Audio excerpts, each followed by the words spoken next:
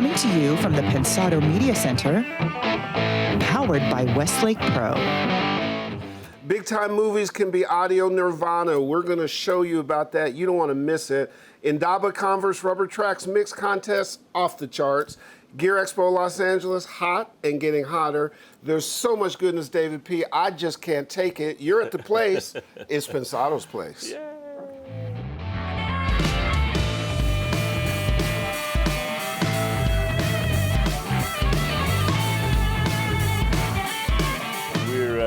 We're entering our playoff season coming up here. Oh, that's a good call. That's a good call. Man, I can't wait to come see you guys and hang and talk and see what you're doing and just be a part of this community that we rarely get to see live. Tis the season, isn't it? Yeah. We got a lot to cover. Should we go over it? Let's do it. Hey, gang, fantastic to be rocking out with you on our weekly sojourn. Likes and subscribes, most appreciated. Our partners, also most appreciated. They are the Blackbird Academy, Vintage King, Lander, DTS, Fab Factory, Audio Technica, Avid, Recording Connection, and Studio 202 DC. You guys are absolutely killing it on the Indaba Converse Rubber Tracks Mix Contest. You'll be able to test your chops actually against some really major guys. I got a note today from Matt Laniche. He's of Edward Sharpe fame. He's submitting a mix because he thought the song was so cool. I love it. You got one more week to get it in. Go to the link you see right here below me. First thing you do is join Indaba for free. Then you download the stems of the song Distance from the really hot band Regret the Hour. In fact, you like this record, correct? I love it. It's pretty cool. Real cool. Matt said the exact same thing. Says a really cool record. Get those stems, mix your buns off, and then grand prize winners, guess what it is? You get a Skype appearance or live if you're in LA on Pensado's place. You win an Apollo Twin Duo interface provided by UAD and our buddies at Westlake Pro. You get a $250 gift certificate from Converse. Second place, you get Ozone 7 from our friends at Isotope and a $250 gift certificate, again from Converse. Three runner-ups get Isotope's trash plug-in. The judges will be our very own Master Blaster, Dave P. You've heard of him. He's a pretty well-known guy. And Aaron Bastinelli from Converse Rubber Tracks. He was the engineer who engineered the session.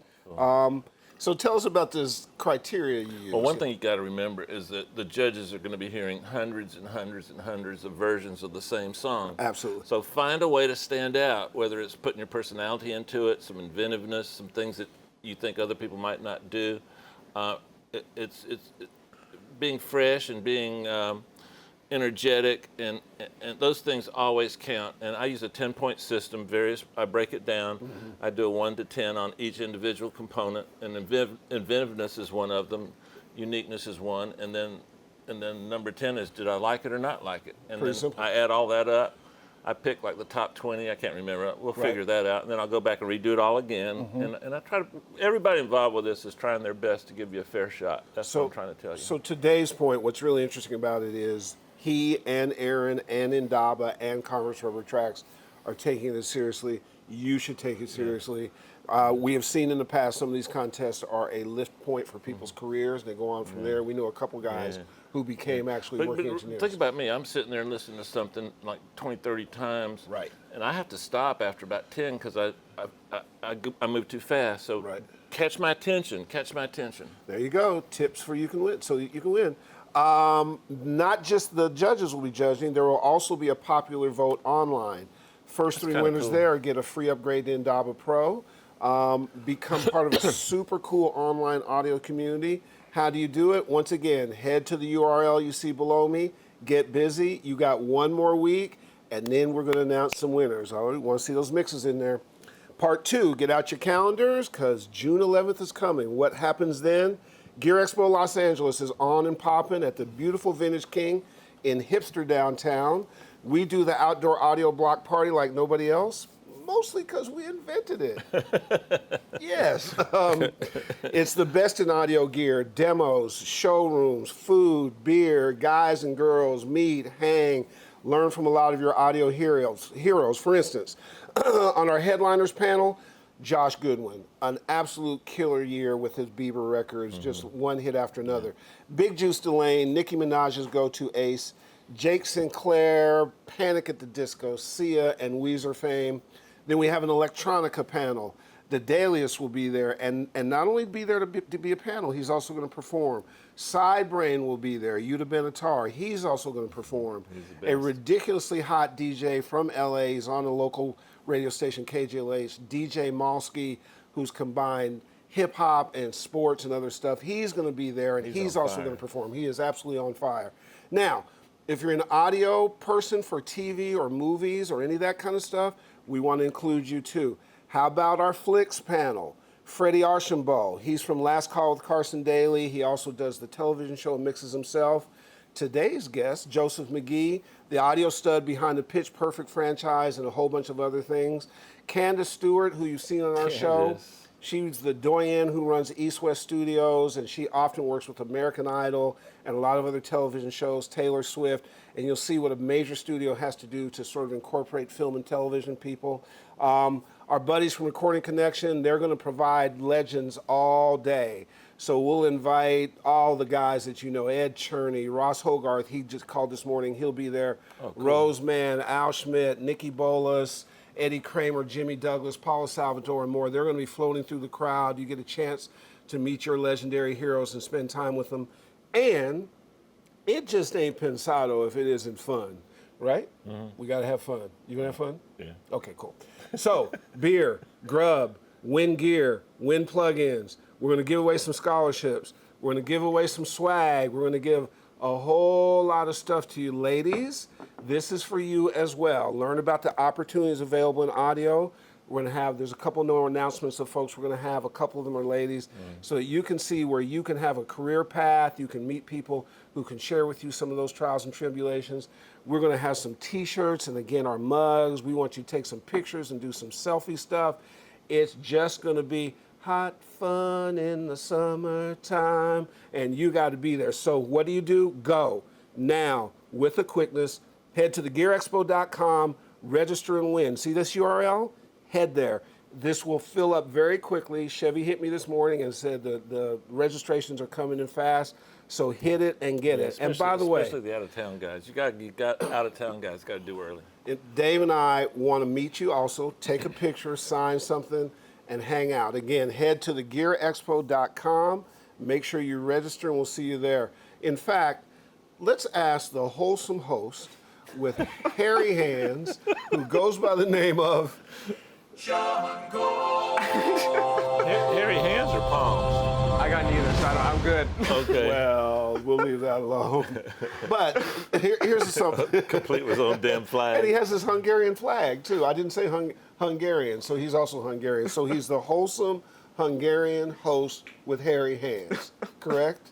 And he's horny. And, well, you know that. No, I'm quoting you from last week. Oh, I got you. I don't know what happened between last week and now. Is this helping you in any way, all this attention you're Yes. getting from all of this? Yes. In what way? Absolutely. Very good ways. So Wow. you went to Gear Expo before you worked with us. Yep. Right? Yep.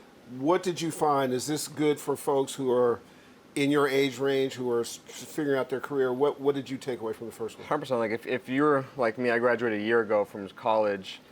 If you're still in school and you're kind of scrambling, like I don't know what to do, I need to find someone to connect with, this is the perfect place for you.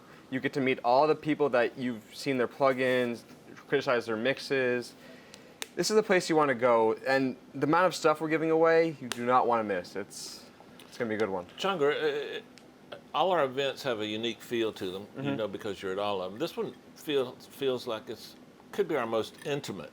Yeah. It has that quality that makes it a lot more fun to. I'm not a big fan of the word network, but just hang out and see people and talk to people you like.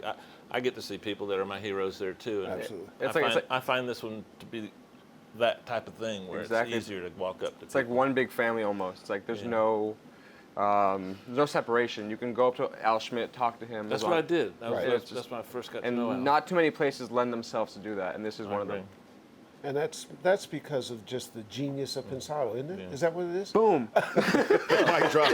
Also, if you're an annoying stalker, it's great because it's a closed space. They can't go anywhere. And me and you can't get away from anybody. Well, we don't try. No, we don't. We don't. I bring my own sofa, so I'm ready to go. So, you got to go, guys. It is nothing but a ball. Make sure you get there. Listen, a lot of people you're going to meet higher. Let's not get it twisted. So between scholarships and gear and giveaways, the showroom is ridiculous. The audio petting zoos that you'll get to do. Audio petting. The guys in D.C. for Cap Jam came up with that, and I said I'm going to use it. Me too. I loved it too. It's a ball. It's a block party. It's fun. Please come. We want to see you. Really want to see you. Really Absolutely. wanna see you. DP, what's our ITL for today? Man, I was hanging out with Joe Barisi getting ready for his streaming educational event, and I asked him what his favorite guitar pedals were, and he told us. Here's his top 10. Cool.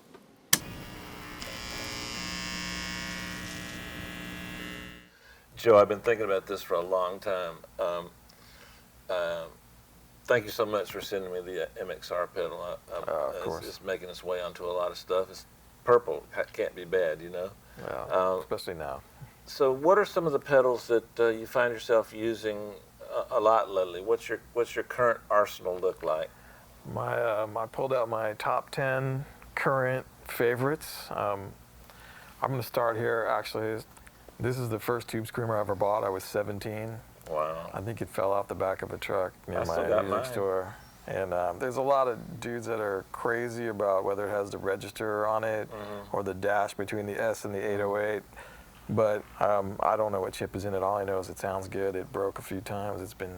I thought it was an FET transistor. I didn't know it was a chip, but I could be wrong. I have haven't no opened idea. mine up in like 30 years. There's this is my favorite bass distortion right now, and I'm I'm running direct through this into a Sovtek head, into a speaker simulator, and I'm reamping bass through it. It's Man, one of my favorites. I was sitting there thinking, man, tell us a record that went through that, but it'd probably be easier to tell us a record that didn't go through it. I mean, it's pretty much every record actually. When the bass sound is a little losing, not fuzzy enough or distorted, needs some. This is the glue right here that holds it all together. I like it on some guitar sounds. I too. love it on guitars too, but that's an OG one. Man, that's a piece of history right there, guys. What else you got for me? I'll categorize them. In general, I'm a fan of preamping stuff. I've been through MXR micro amps. There's so many different little preamps. The little white one. Yeah, it's a great little, when you have an amp that you think sounds good and you just want that extra push over the cliff, a little boost is great. Seymour Duncan has this pickup booster, which is, it's got a switch that'll go between humbucker and single coil. So on the humbucker, you can clean it up a little. On single, you can beef it up. It's an impedance switcher then, probably, I guess. I guess so, or a little bit of EQ or something. It says resonant peak or something, but this is a great pedal to put in front of stuff as a clean boost, and it'll just drive the front end of your amp. So this is hot on my list right now. Yeah, you guys might be thinking, well, my amp has a gain boost built in. For some reason, I don't know why, I don't want to go into it now, but this does it better. I don't know why. Something about driving the guitar cable, or maybe using a pedal board with a bunch of stuff. Sometimes they put it on the back end, and it just boosts all the effects fatter into the amp, which is great. Everything that you've lost in your pedal board.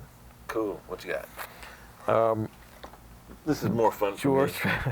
Me too, actually. Way Huge, George Trips, good friend, makes a lot of great pedals. This is, it's called the Swollen Pickle Fuzz, and it's, I mean, how do you not want to plug into something called a Swollen Pickle? This is one of the most usable big muff type fuzzes and insane on bass. So give you more of that early Hendrix. Thick and fat, and with when he went to Dunlop, he added some extra control to it. Wow. But this is a great pedal, and while I've got George online here, then maybe we'll talk about this. This is, he makes a series of delays, Aquapus. This one's called the Echopus, and out of the three, the Superpus, Aquapus, Echopus, this one actually is my favorite because this sounds the most like an early Watkins tape echo to me. Like a Bucket Brigade. Bucket Brigade, but has the warble to it, and just a really kind of completely different than you'd go for a crazy, you know, like most people go for a clean digital delay. So this sounds more like the Watkins This copycat. sounds more like a copycat. Oh, by the way, thanks for turning me on to the free copy of that. Oh, the VST? Yeah, that's a cool little plug-in. It's good, right? Yeah, for free, for sure. Really great. So the Echopus, one of my favorite echoes. Roughly how much would something like this cost? These I mean, pedals are mostly in the- these are all new things that you can find. I mean, they're not much more than $100, really. I mean, most new pedals these days are $150 and below. And this just doesn't have to be guitars. You use these on vocals and keyboards. I use that on vocals all the time. I always have a handheld going when I'm doing records, and I'll have a singer sing into a dynamic mic or a whatever quarter-inch input tube screamer into this thing, into a direct box, back into tape, or I covered the LED because it's so bright. I'm trying to see how you modified this. That's just a ghetto piece of But tape. you made it. It's a How blue long you LED. can see that? It's so loud that I can't take it, so I've covered it down. Take note. This is another overdrive. It's called a Fuzz Universe. It's made by a company called Magic Box, and it's deceiving because it says Fuzz Universe, and it's not really a fuzz. It's more of an overdrive. But this. What's the difference? I know, but I'm just being polite. Fuzz is just, to me, over-the-top distortion, and overdrive is a bit of grit and dirt, and then distortion is sort of in between. Yeah, overdrive would have the harmonics still available to you to hear, and the fuzz is just blown out. Yeah. Distortion's smoother. This still is actually, this to me, even though it says fuzz, it's still got a lot of harmonic content. Oh, good. But what's cool about this pedal is this is just a straight boost side. So you can have the distortion side, the overdrive side, and the boost side, put them together. But this boost alone, So you can hit the switch and you can either get this clean boost or both, or this overdrive, or both. And this circuit here alone is phenomenal in front of an amp. It's just the most alive sound you've heard in a long time. It's just really, really great, actually. I bet this would sound good on keyboards too, on Great synthesizers. probably on synthesizers, on bass, it's really great too. Cool. I like this one too. We'll get into some I get to modulation. take all these home, right? You can totally borrow them anytime you want. This is a new company called Stax Effects, and this is a reverb. And it's just cool. These guys came by and they dropped some stuff off, and I played it. And this is one of these things that inspires you to play guitar again. This is a cool reverb with some warble and modulation in it. And when you pick it up, when I think reverb for guitar, I think spring reverb. Yeah, is that a spring? No, it's not a spring. It's just a really. There's really no choices. It's whatever they've made. But the reverb itself is more almost plate-like. Oh, okay. But there is some kind of warble happening in it, like a little modulation that makes it super pretty. And it gives you, when you have long tails, it gives you that extra movement that you're kind of missing a lot of times when reverbs are pretty sterile. And this is just a bit of a footnote. The warble and modulation. Why would you emulate that when you're trying to emulate a real reverb? Well, it doesn't exist a lot in a real reverberation situation, but in order to cover some of the shortcomings of the older original reverbs, they added some modulation, and then we fell in love with that. Now we consider it a necessary part of the process. So, I mean, a lot of pitch shifting in movement like that, like people think pristine, but when you hear modulation in a vocal, we put that on a vocal or any reverb with some modulation on it, it gives you that plus or minus. Yeah. So if you don't know what that does on the reverb you're using, experiment with it, because too much is not pleasing, but just enough gives you, I don't know how to describe it. It helps the part get a little closer to your face without being absorbed in the imaginary space. So this is cool, huh? Yeah, it's a great pedal. Native Lung. And it's the company called Stax Effects, and they're built here in Long Beach. If you crack it open, it's really well made too. It's very cool. Speaking of reverbs, there's another one. This is a company called Earthquaker Devices, and this is a new box. A lot of knobs. And that's good. this is one of those things where you might play through it while you're tracking, but this is like a piece of outboard gear to me. This is when I'm mixing and I'm totally stagnant and I've got no creativity happening. I just know I need to put something in this mix. A lot of times I'll just pull this pedal out and reamp some stuff through it.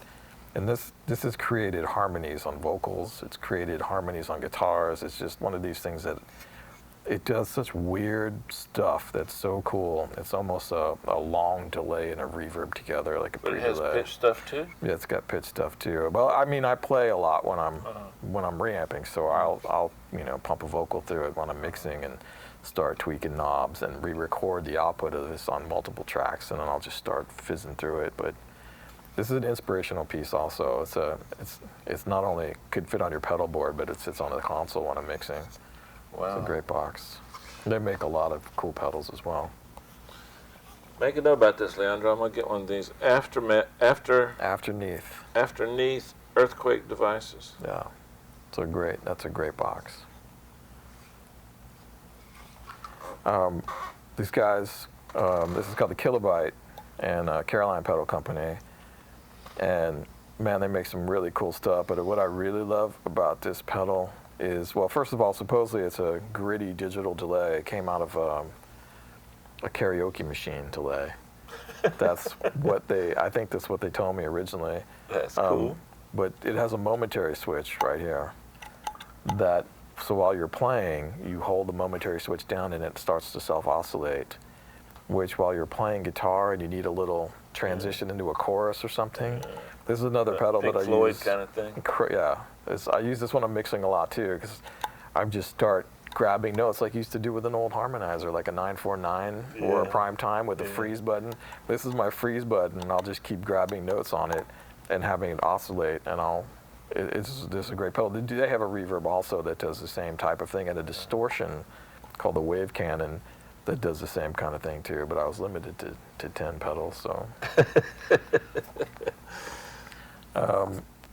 This one you know about.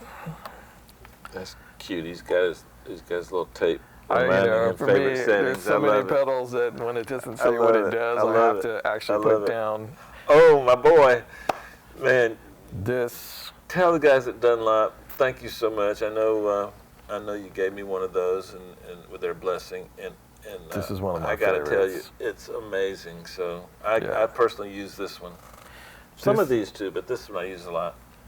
This is like one of those pedals that just comes out and you think, where has this been my whole life? You play it through a blue box, and because you've heard Zeppelin, and then we used blue boxes on the Melvins records, and then you got into the Fox tone machines, and this kind of combines both of those. It just does so much more than you think. When you first brought it to me, I'm like, oh, this is so cool.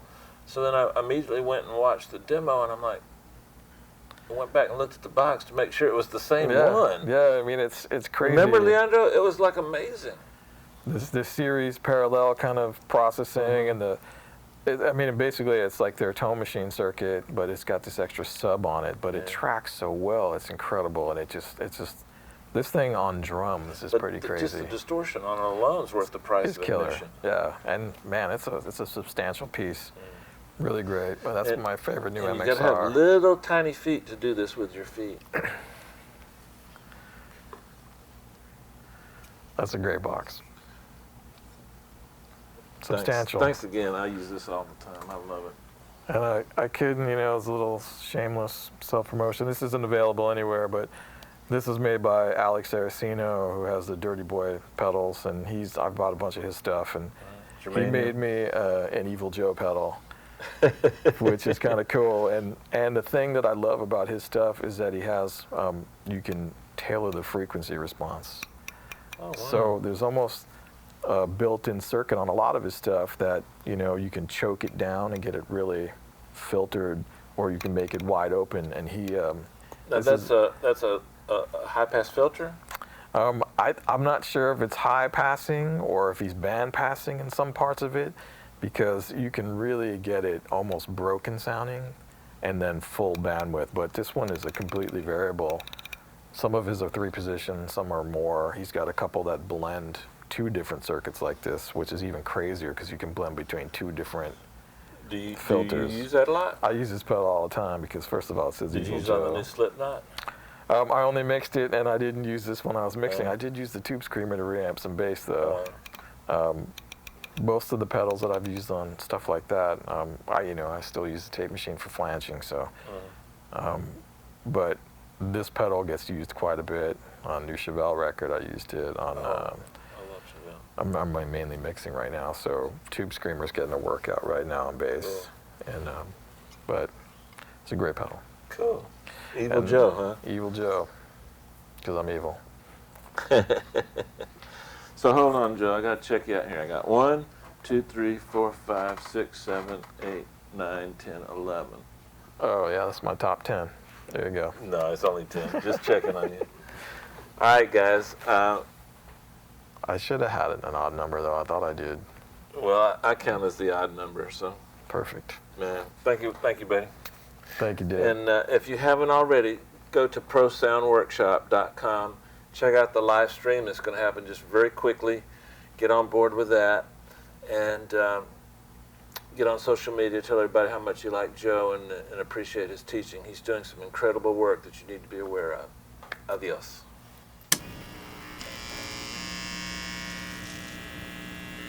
From Metallica to the Muppets, from Miley Cyrus to Pitch Perfect 1, 2, and 3's coming up. Mix Magazine calls him a bona fide triple threat. He is a really good and smart dude and an audio stud. Welcome to our desk, Joseph McGee. Joseph, What's up, sir. man? What's up, man? How are Good to you? see you. Good to see you again. All right, that's cool. That was mine. All right, I'll pass it on. He deserves a 2-finger. Oh, the two-finger thing. Gotcha. Welcome to the madness. Thank you very much. We had a very inauspicious way that we met in that there were folks around some of the work he's done who were aware of the show and had reached out, and we met and we started talking, and I was like, you got to do the show, man. Yeah.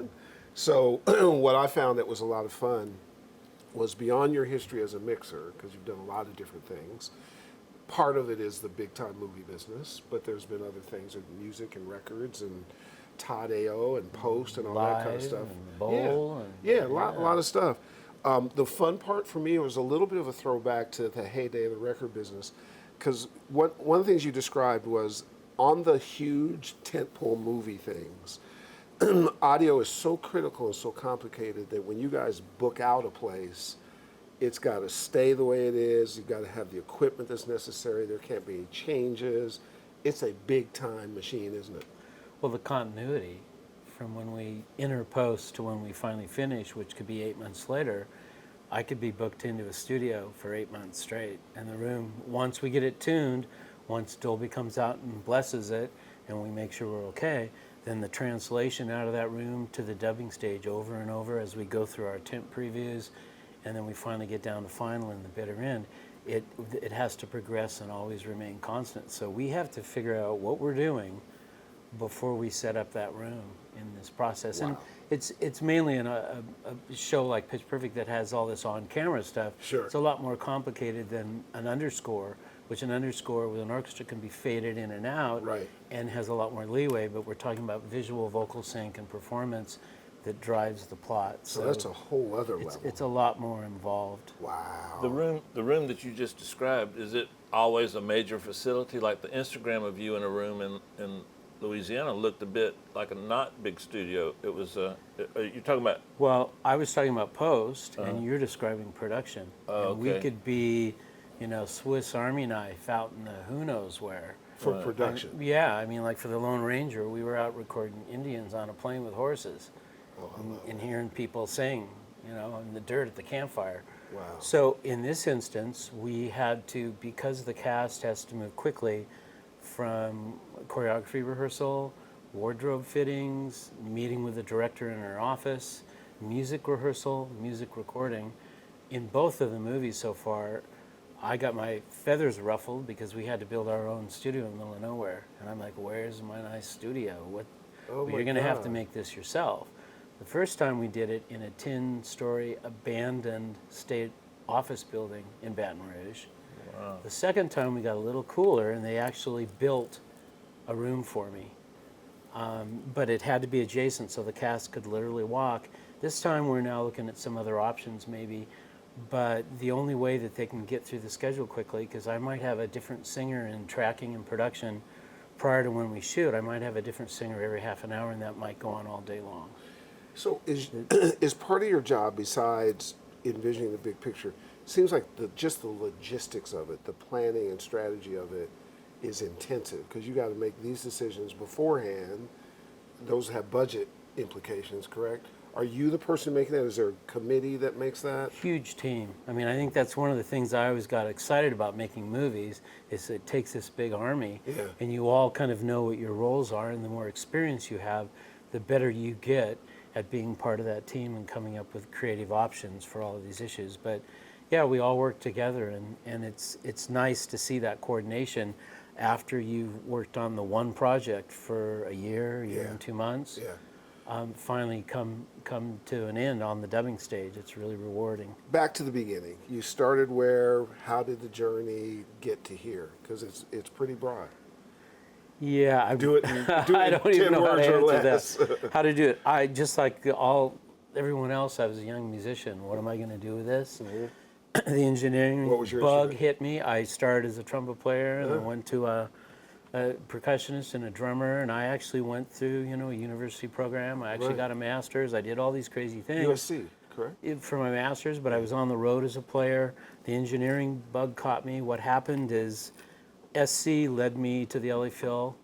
I got involved in orchestral stuff because I was a schooled musician. I could read a score. Sure. I could sit with a conductor and cut that thing up after we recorded it. Right. Are you in your 20s, 30s at that stage? Yeah. When I first came to Los Angeles, I was a Seattle boy. I came down here. So then the LA Phil situation led me into, we need a guy that can record on location for a film. That was Sister Act, Whoopi and all that stuff. Wow. Record a choir in a church. I know how to do that. We do this all the time. Yeah. So, and then the orchestral thing also led into underscore, sitting on a scoring stage, reading a score, and recording orchestra. But the whole time I was missing all my band chops and all the things that I really loved. And then I got an opportunity to mix What's Love Got to Do with It, with Chris Lord-Alge producing, and I was the film mixer doing the on-camera songs. And that was actually one of the first times we ever used a computer on set for playback with Really? Sonic Solutions. Wow. But anyway, I just threw that in there quickly. Sure. But so that kind of thing led me, well, this is what you want to do, because in underscore as a mixer, you barely know what the movie's about. You barely know the director. So you're just reading sheet music at that point. Right, in time, you're on that project for 2 or 3 weeks. Yeah. When you get involved in the creation and pre-production of a film that has a lot of on-camera performances that are really important to the plot, Right. then you get to ride the journey through with that. In the beginning, I could have been part of any one of those single elements, whether it only be on set or only be on post mixing the songs, or maybe I'm only mixing an in-credit song or whatever, and then eventually I started, as the more I learned, following the whole thing through, and then also getting to work with great sound designers who are getting involved with the music. And then our technology today has enabled us to do a lot of amazing things, and that actually, rather than creating less time for me in the project, it creates more, because people want more creative options. So it isn't like I thing in mix my the world, song too. once, I mix it 30 times. Wow. That's similar to what you go through. 100%, 100%. But I love it. I love being able to hear something in my head, and finally, like you can hear it. What is the difference between the importance music plays in a movie from your perspective and from the top guy's perspective? It feels to me that music isn't as important as other elements of the film to the top guys. It seems like they spend more on a car wreck than they do the music. Well, when I came up, we were, music is a bastard stepson. Right. Right. That's kind of where it was at. And then even sound, in a way. The funny thing It's more is important now? you turn off the sound and you turn off the music and you watch the picture, and it's like, oh. So I think that we always kind of know our place, because it's really true. The visual, when we're in production, definitely. We have a lot of options in post to fix what we're going to do musically, but if they can't get what they need in terms of dramatic performance and the visual in the very beginning, so we take that back seat. We know our place, but we also know when we get to shine and fix things once we get to post. If I was an alien and just landed on Earth, explain post to me. When you say post. Well, the first thing you got to do is you have to do, let's go in order, you have to do pre-production. Someone's got to write this movie. Someone's got to figure out all the creative elements that it's going to be. Then it has to be cast.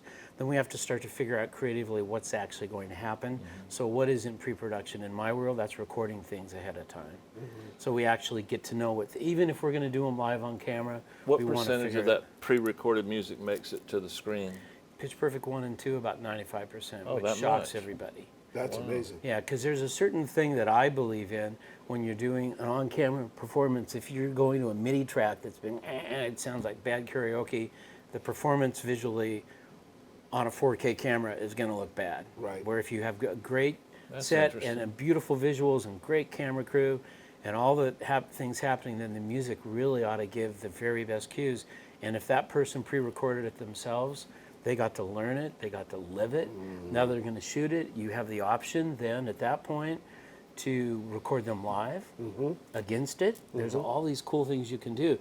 So when you finally get to post, you actually have something that you can work with. If you mock all this stuff up like they used to do in the old days, and then you get to post, it always looks kind of removed and kind of fake. It's distant. There's a step. And people missing. know that. You don't have to can know feel it. anything about music, about the technical aspects of making a movie.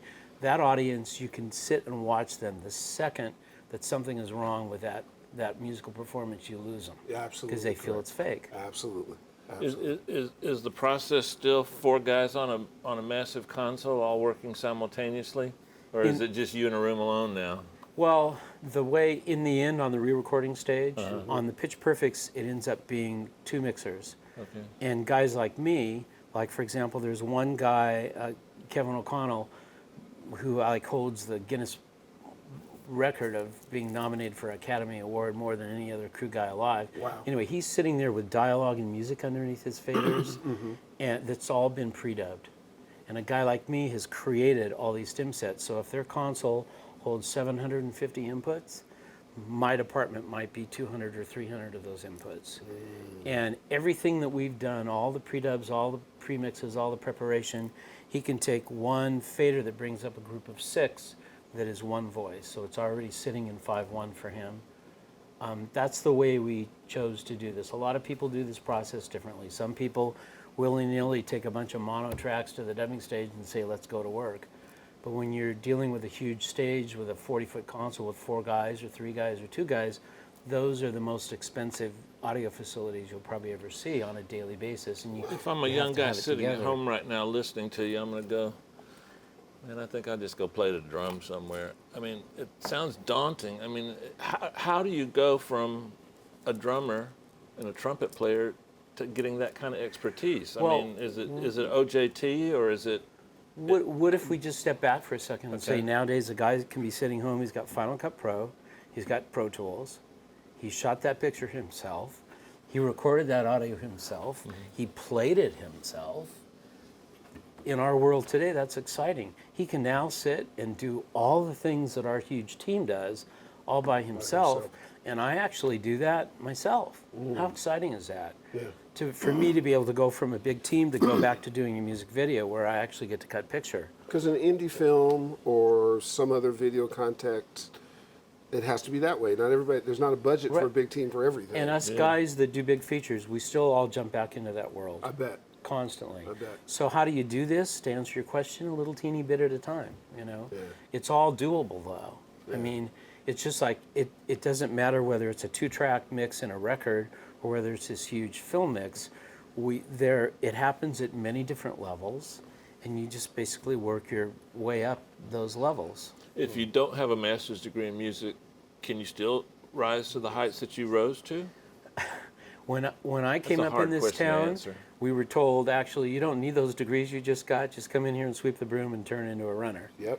That still exists today. Absolutely. I think in the defense of that, there are really great music programs and engineering programs, and I, from the beginning, got involved in those happening, and I really believe in them. But at the same time, the guy sitting in the corner with raw talent can't read a note, Right. and he's a phenomenal player Right. and has great ears. I mean, who says he doesn't get to the finish line at the same rate? Right. Everyone gets there in a different way. So it's kind of daunting, but even for me right now, it's daunting.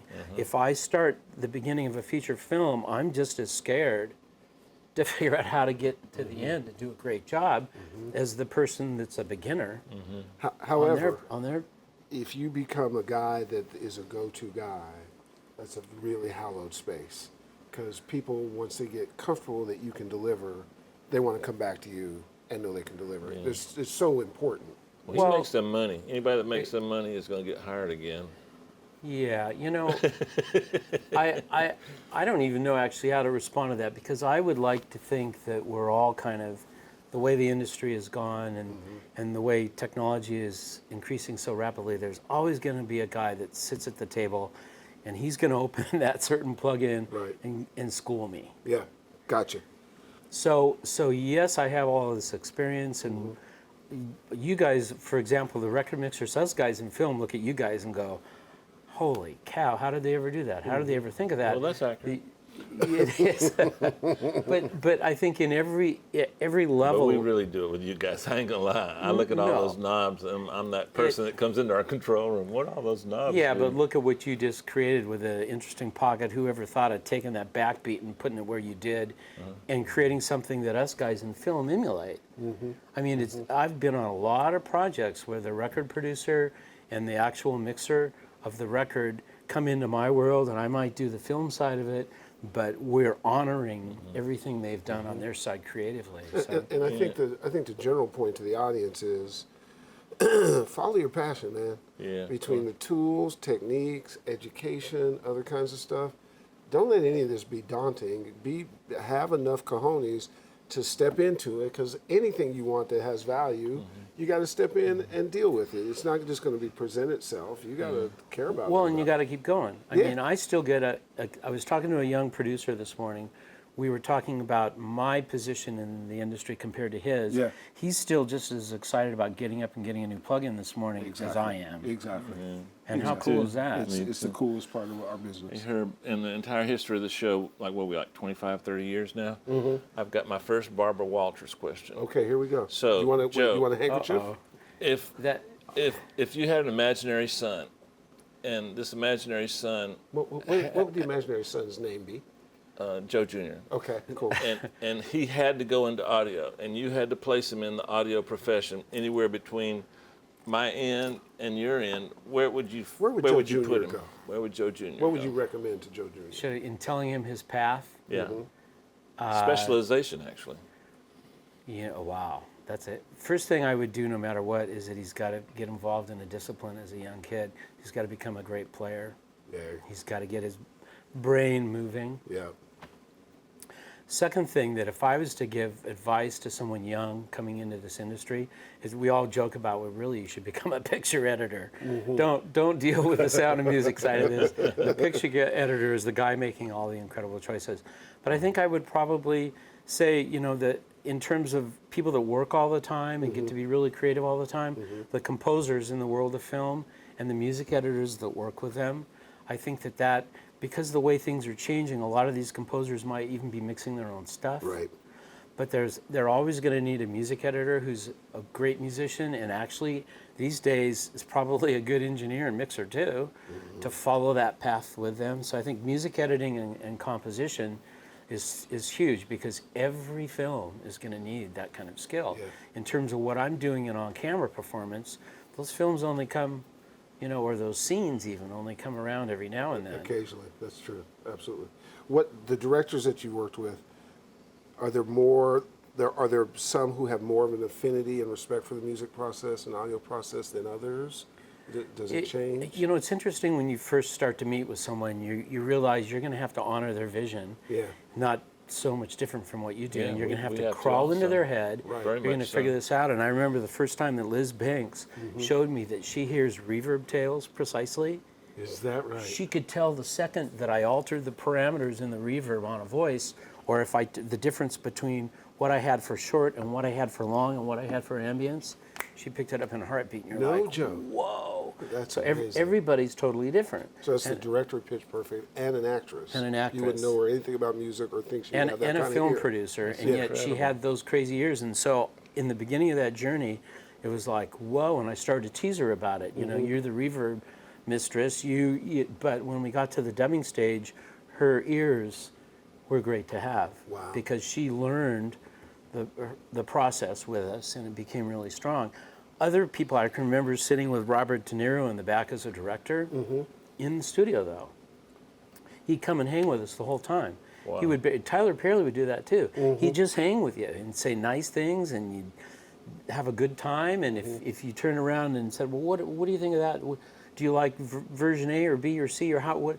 Oh, I don't know. You guys kind of know what you're doing, but he always in the end, when it was time for him to really say something, that he would be very precise in his big picture. He was sitting back there, big picture all the time. Amazing. Herb, ask me what I would do if I was in the film industry. Dave, what would you do if you were in the film industry? Foley. I love Foley. I would record Foley, and I'd be my own Foley artist. I like saying the word Foley. 20 years ago, I had no clue what that was.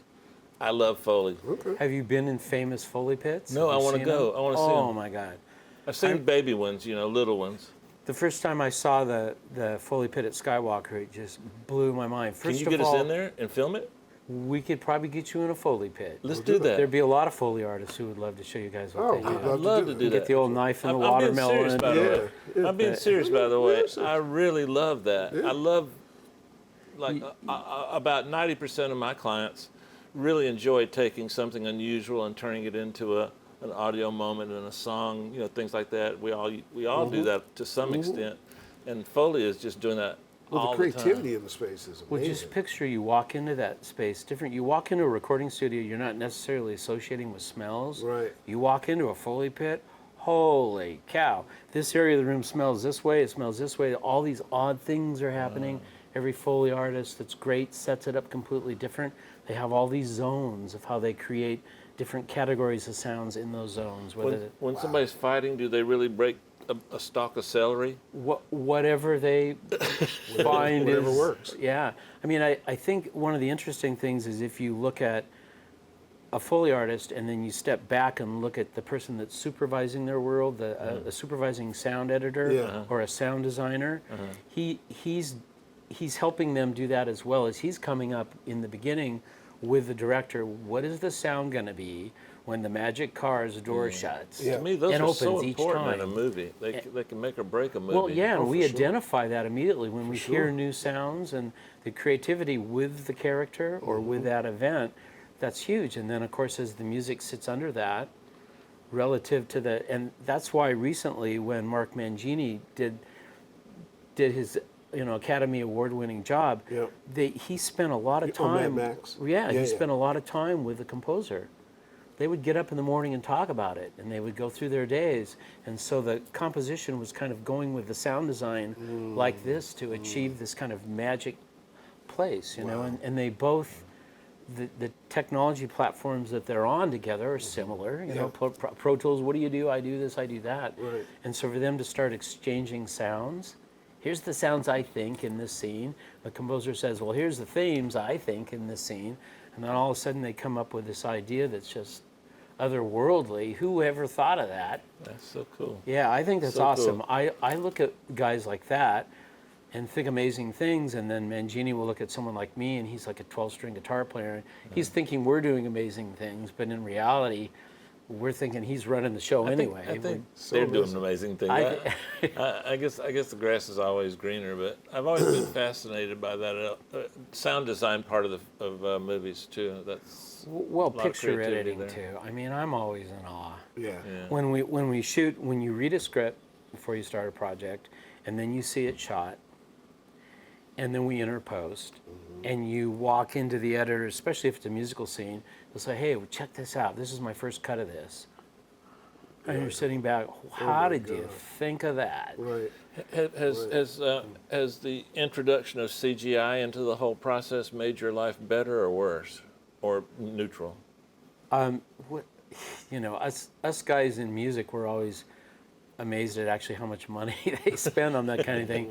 And it's so incredibly involved, and we quite often, like on some of the 3D concert movies I got to work on, we wouldn't start to see that until late on. And so we'd be in meetings and we would talk about where they were maybe going.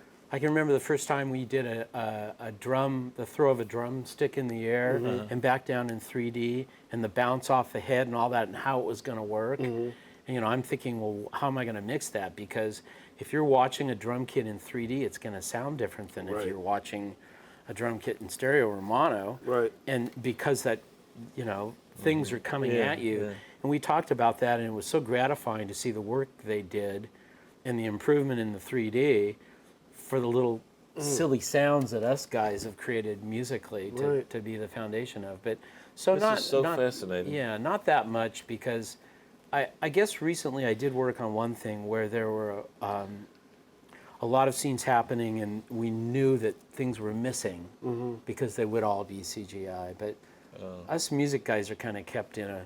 Lately, I have been able to be involved in explosions and I love it. and being out on a fun boat stuff. in the middle of the ocean and stuff. Can you imagine being on a Pro Tools rig in the rain on a pirate's boat I can. and trying to get it to the rig to survive? Wow, pretty amazing. Pretty amazing.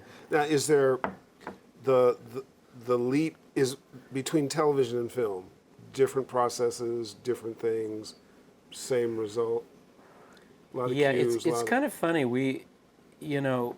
Lately TV is getting so huge, Yeah. and there's so many great shows. Yeah. All this cool stuff happening. But the way they work on stuff and the time frame they're under, well, us guys look at that and Speed, go, just, holy it's cow, how horrifying. did you do that? It's horrifying. Yeah, Yeah. so we have a lot more time to perfect something and to, it's like sometimes when we enter posting, you try to describe to someone, well, we like your demo the way it is, or we love the way the song is now in stereo. How can you do this? How Right. can you fix it? Well, this is how we're going to progress through these next few months, and they look at you like you're nuts. Right. Because they're happy, but once they've traveled that journey with you in a feature film, you kind of see the difference than what it will be quickly Yes. in TV. Absolutely. But then again, look at all the broadcasts now are 6 channels. It's amazing. I mean, I think that the two worlds are going to come together. Yeah, I think so, too. And I think there's actually a lot of television now that I'm really interested in doing. There's a lot more musical stuff that's coming to television too. Absolutely. It's a lot different environment. Do you like when you record vocals like the Pitch Perfect movies?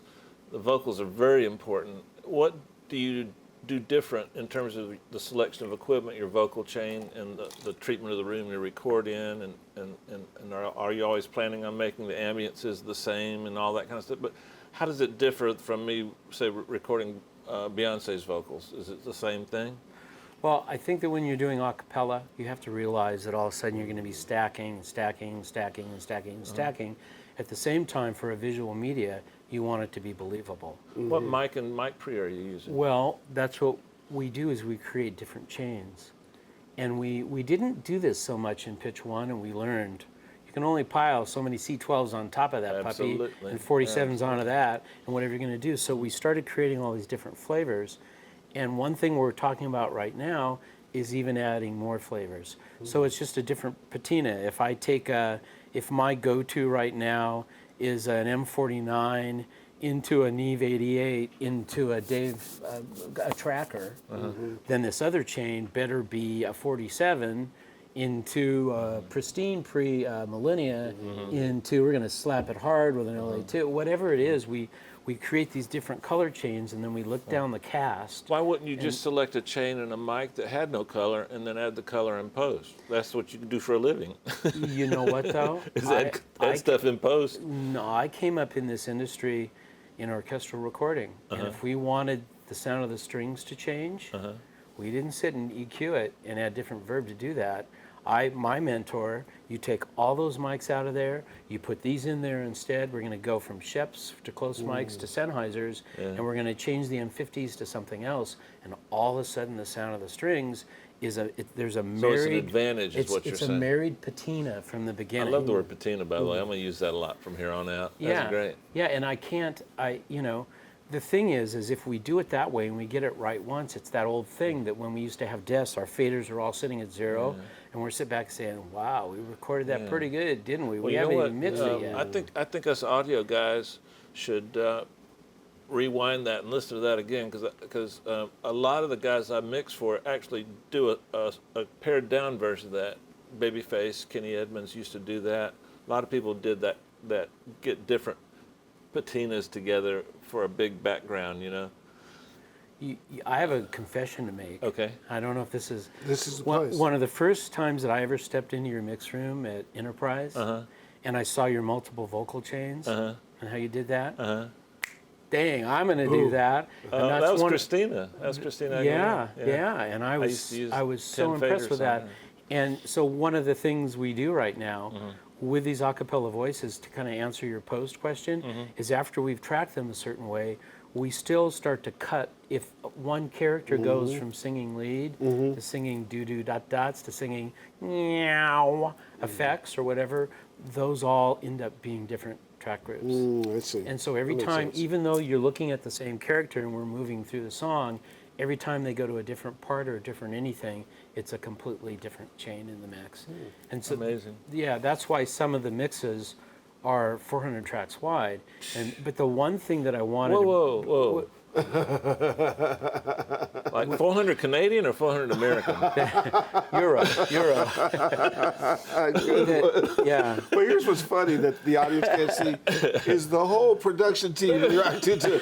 People start walking in circles. They're like 400 tracks. Everybody reacted to I that. need some agua here. It's amazing. Well, so that's what I'm always impressed in your world.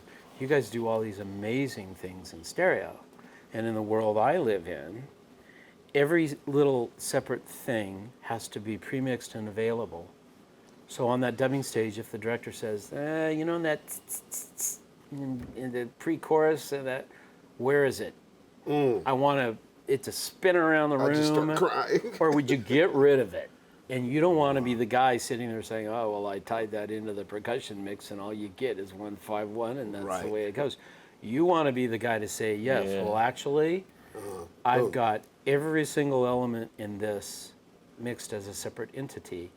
So instead of us having one set of buses, my master buses, we print in layers, but I could have as many as 128 master buses. Wow. To print through to then create my full stem set that goes to the stage.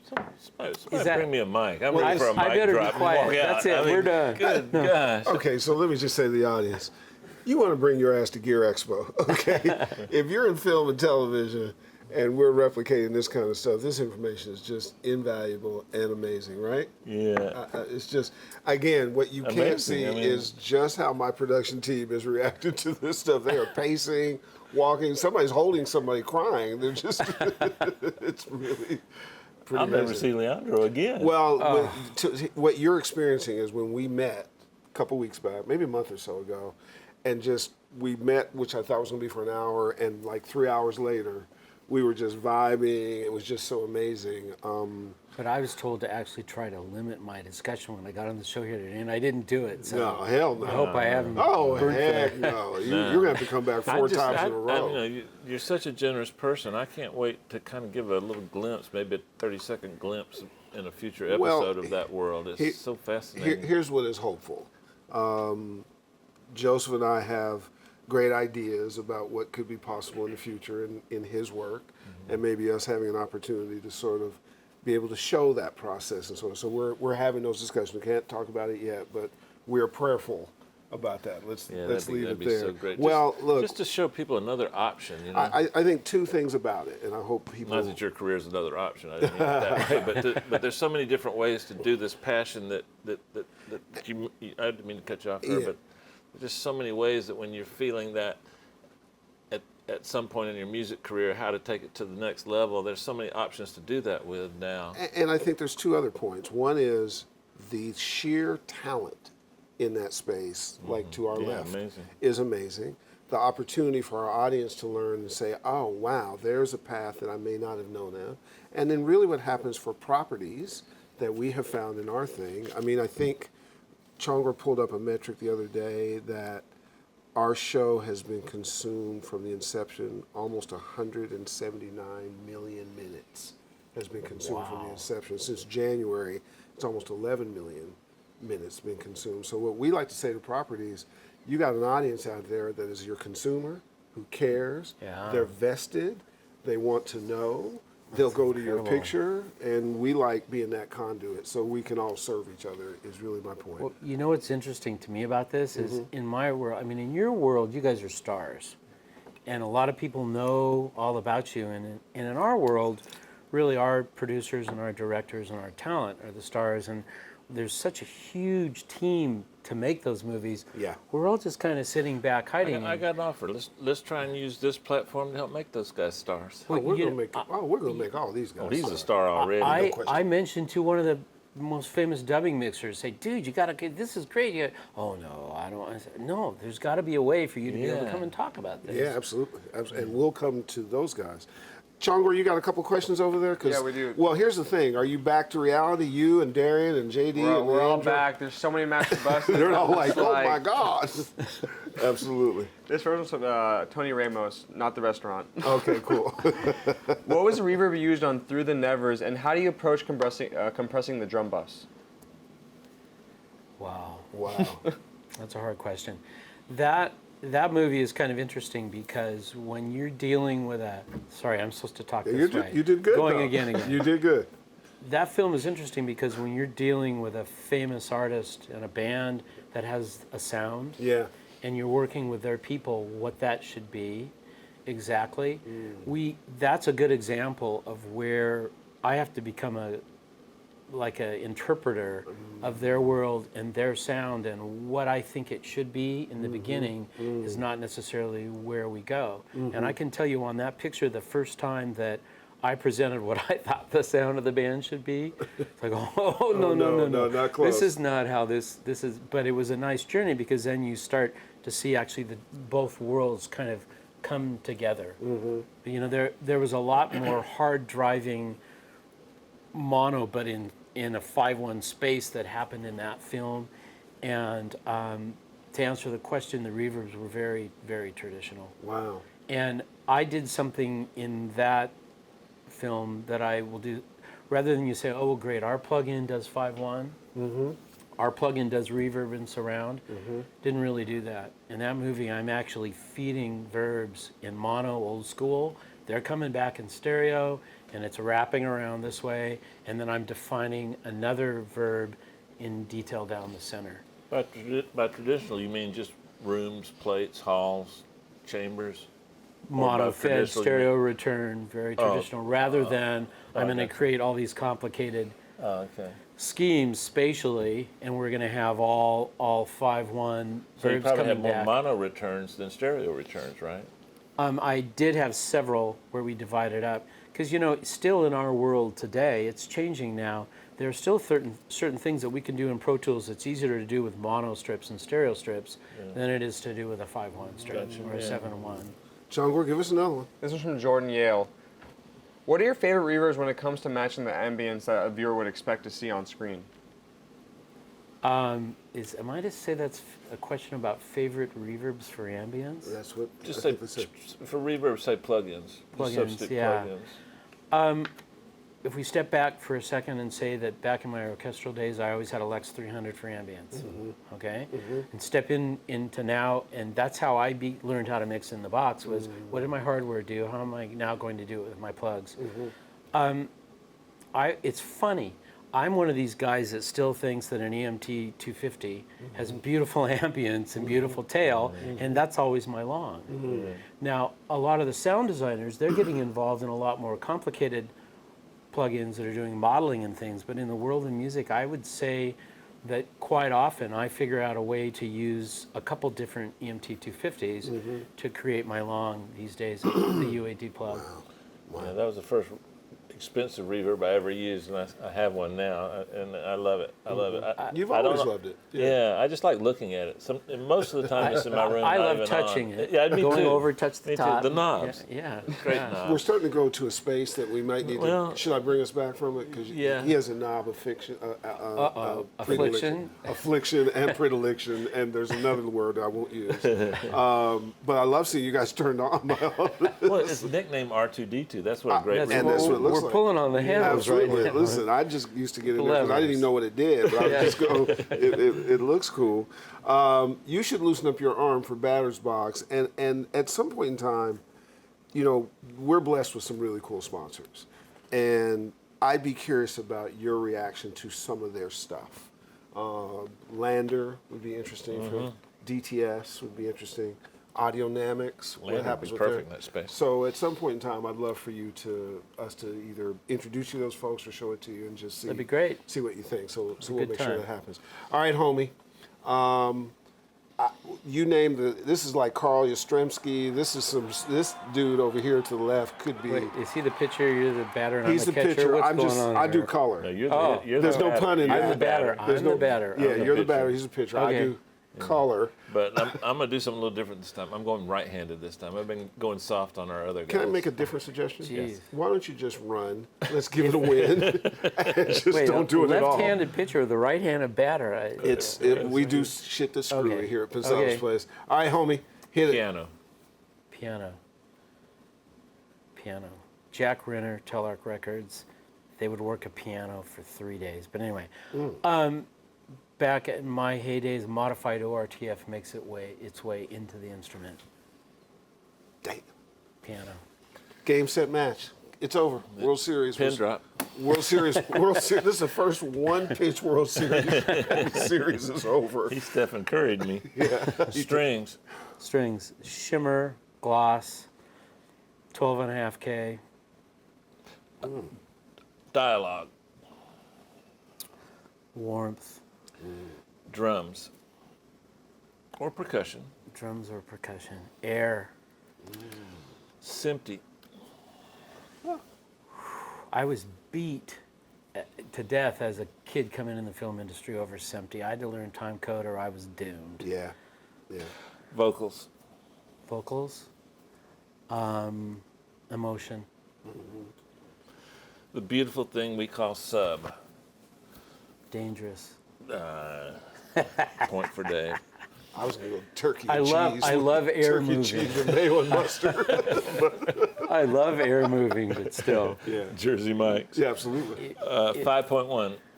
7.1. Atmos. It's all just growing. Man, I had Foley written down. Let's skip that one. If your studio caught fire, what piece of gear would you rescue besides your computer and your hard drive and your dog and your children? Oh my God. Dogs first. Absolutely. My studio dog's got to come first. What piece of gear would I rescue? I'd probably go grab a couple of vintage mics and run out the door. I'd grab a Stellar C12 and an M49 and get out the door. He's good, Herb.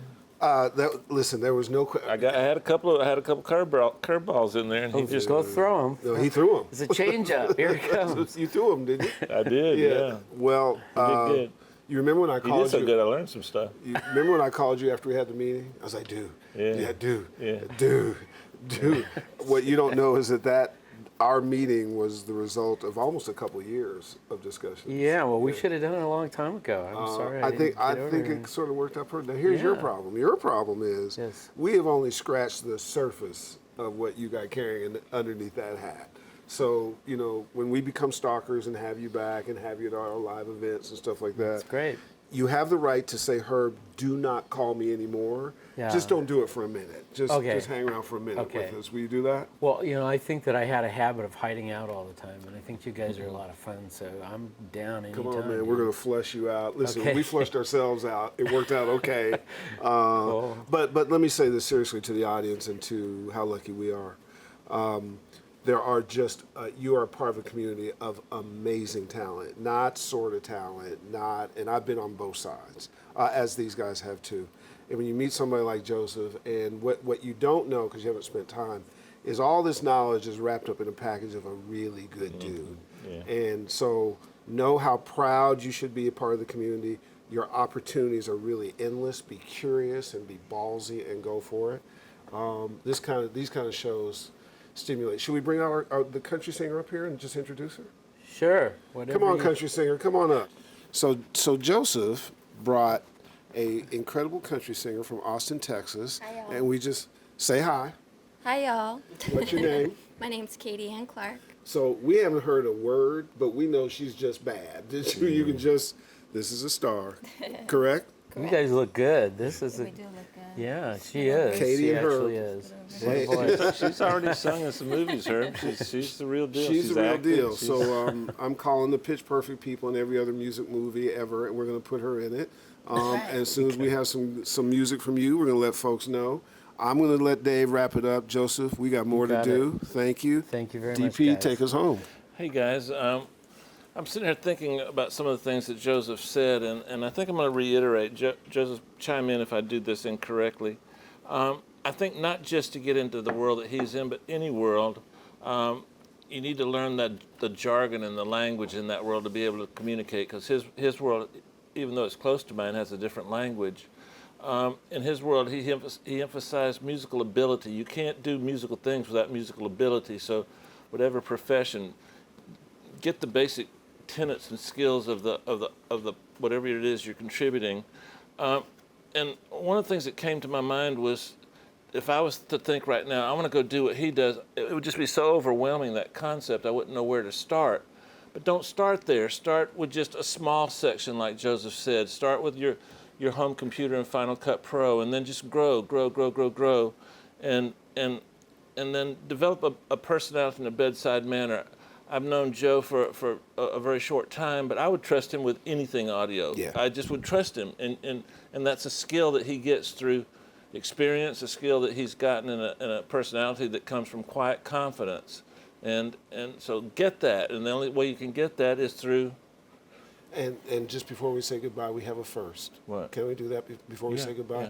This will be the first ever lavalier mic drop. You ready? Oh, no. Mic drop. Good night. We'll see you. Say goodbye. Good night.